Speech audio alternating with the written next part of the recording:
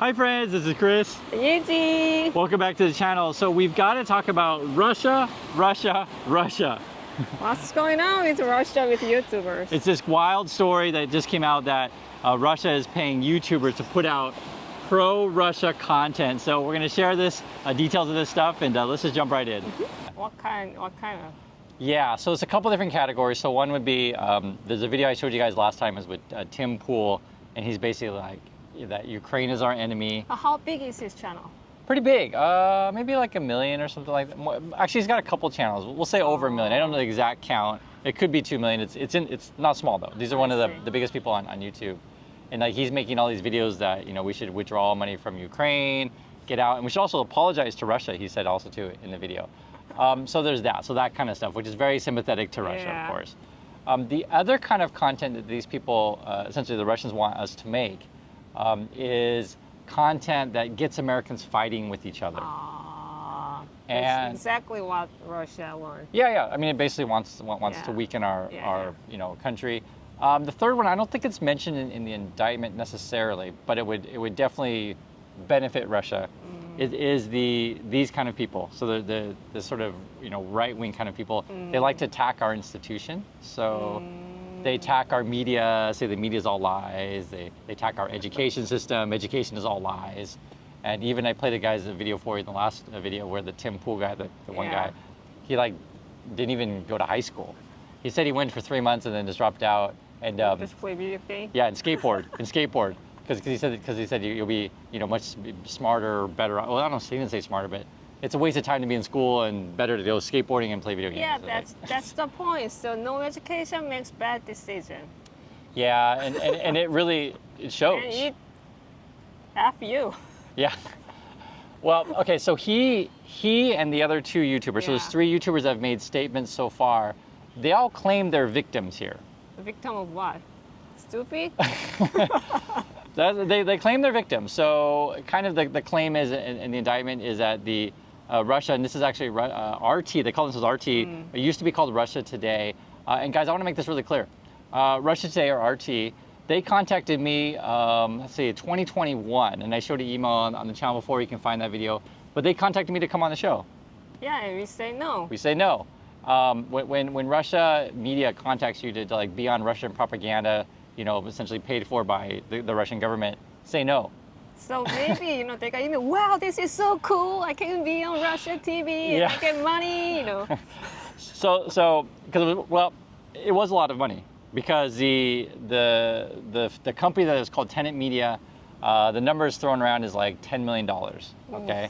And the YouTubers themselves, the contracts were something like $100,000 a video, or $400,000 a month. They just took the money, not a victim. They just victim of this, stupid, black money. That's what people say too, is like, how can you claim victim when you're getting paid so much money?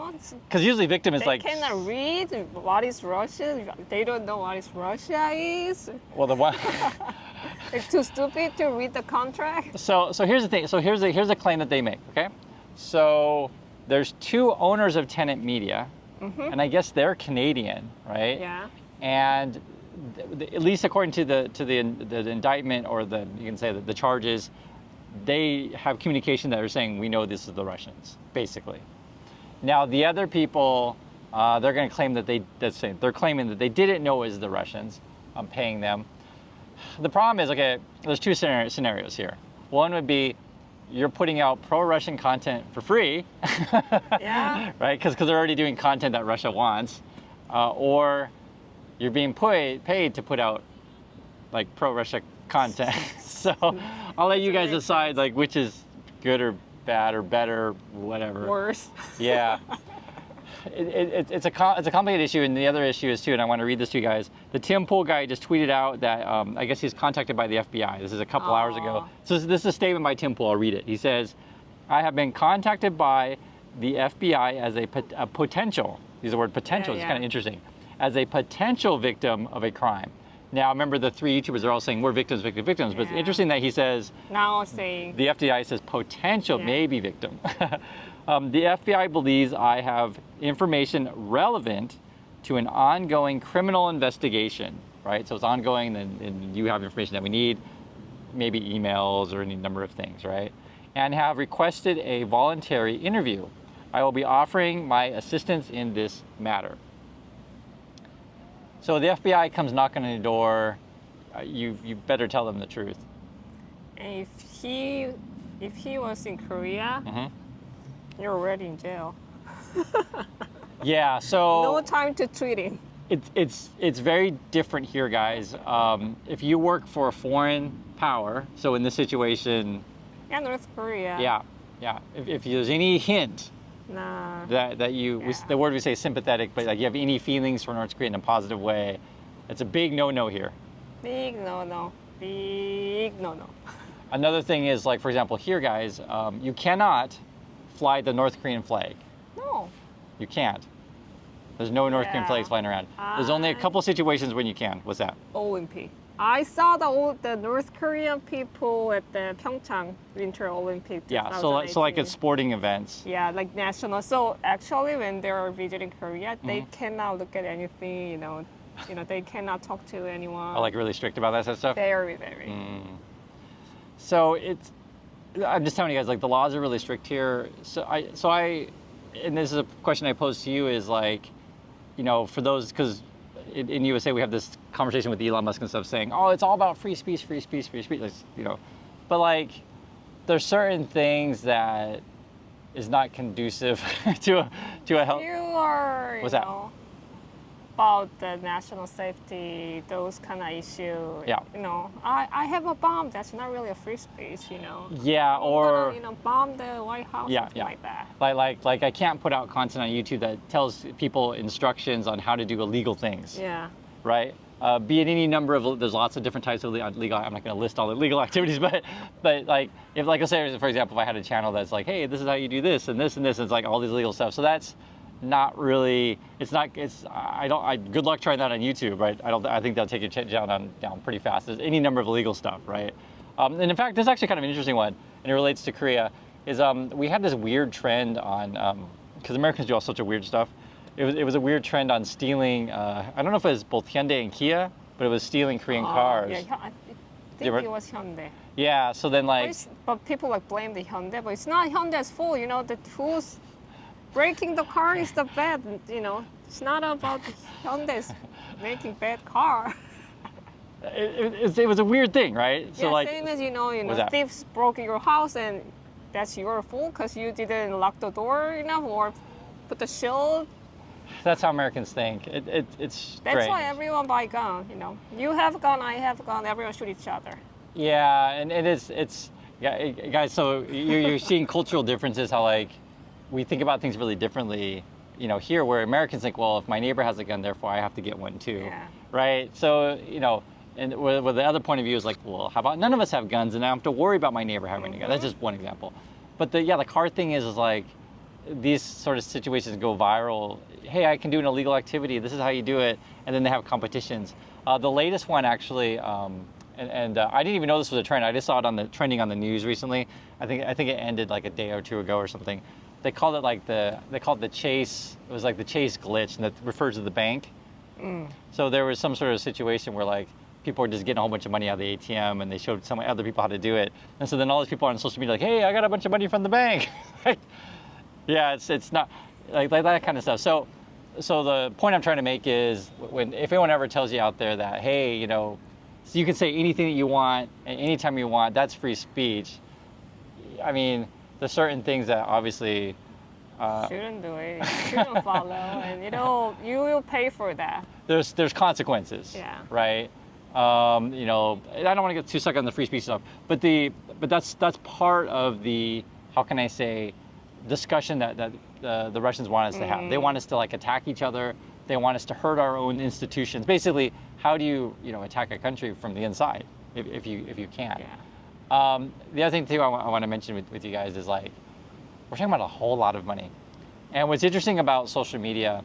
Actually, What's that? this is other thing. What's that? It reminds me of FTX. Yes. Yeah. Crypto money. Yeah, crypto money. And if you guys saw my channel, you'll know I was pretty much the only channel calling out all the other YouTubers for being scams. Yeah. They took this dirty crypto money. And after that, someone's, oh, that's the, bad money. And they say, oh, I didn't know. Yeah, they play the I'm too stupid defense. Yeah, I didn't know. They just give money. I just do it. And I mean, this is the thing, guys. If someone comes knocking on your door and they say, hey, I'm going to pay you $400,000 a month, to like say nice things about Russia. I mean, come on. So, in my book, that's no good. And the other thing that's kind of weird about the whole social media system that we have right now is, because I do YouTube every day, you'll see these weird comments defending these YouTubers, right? Is that Robo or real? And that's, you never know, right? You never know. They could be. Sometimes when you make these kind of videos, because on YouTube, they'll tell you which countries the videos come from. Sometimes they're heavily Russian, right? I'll give you an example of something that's like even more obvious, or equally obvious. There's a popular, I guess he's a YouTuber now, but he used to be on Fox News. His name is Tucker Carlson. I don't know if I ever showed you the video of this guy, but he actually did an interview with Putin. And he was just like smiling the whole time and just agreeing with Putin. Oh yeah, you're so smart. There is a new news of Putin. This person, he wants to have an immortal life. Oh, okay. So how's he gonna get the immortal life? So he just ordered, find some medicine, to not to get old. Yeah, it kind of sounds like also on our main news. It kind of sounds like Indiana Jones stuff, where you send out these teams of explorers to go look for like the Fountain of Life. Yeah, or, like the Empire of Jin, Jinxi Empire. Yeah. You look for these like ancient empires of the Secret of Life, that kind of stuff. So if you start seeing YouTubers start promoting, helping Putin to find his, immortal life. Let's just say there's a high chance it could be paid by life in that never die. Zombie life? Zombie. Oh, zombie life, yeah. So if you see any YouTubers like promoting the zombie life for Putin, there's a chance it could be paid. It's funny because like this kind of stuff we've suspected before, but I think the Department of Justice really's got the goods. Because sometimes, and again, you don't know if these are Russians or just crazy Americans, who knows, or crazy Russians are writing, who knows, or crazy bot Russians or whatever. They'll say, oh, it's Russia, it's all a hoax, it's all fake, the DOJ is all fake. Guys, in the indictment, it says they have like 30 wire transfers. So they know where the money's coming from, they know where it's going to. And 30? Is it every month or every week? I'm not sure how often it was. I remember, so it was like 100,000 per video. It was a lot of money. Yeah. And the other thing that was interesting is like they had all these different, we say shell company, fake company. Yeah. And then the shell companies were like in all different countries. Like, like I think it might have been like a Turkey or, whatever. It was multiple countries. I guess the point we're trying to say, guys, is don't do it.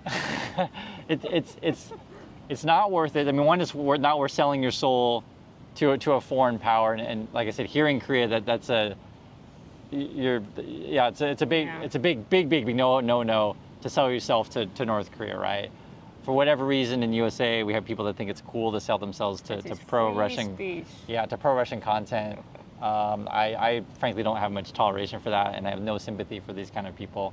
And then the other thing is like, not only you're selling your soul, you also put yourself in really big legal problems, right? There could be all sorts of things. So what they're gonna get them on if they, who knows what's gonna happen with this. But registering as a foreign agent basically means you have to tell the government that you're taking money from a foreign country. Money laundering, which is always something that they always get, and there may be other things because for some of the people that say, oh, they're gonna be fine, right? This is an ongoing investigation, and when the FBI comes to your house, who knows what you're going to say or what they're going to ask you, because they may know stuff that, don't play. FBI don't play. Right? So there could be more charges coming. One of the things that it said in the indictment, it said it lists a name. I think one of the names was like Kalashnikov, like the gun. And but it said like the defendants known and unknown. Known and unknown, meaning that like there could be other people out there, right? So it say that specifically. Like we know about some people, there's other people we may not know about. So that's why who knows what they're going to find. So be very careful out there. So anyway, that's some thoughts. You have any other thoughts on this one? We're going to keep watching this thing. Appreciate you joining us, and we'll catch you next time. So bye.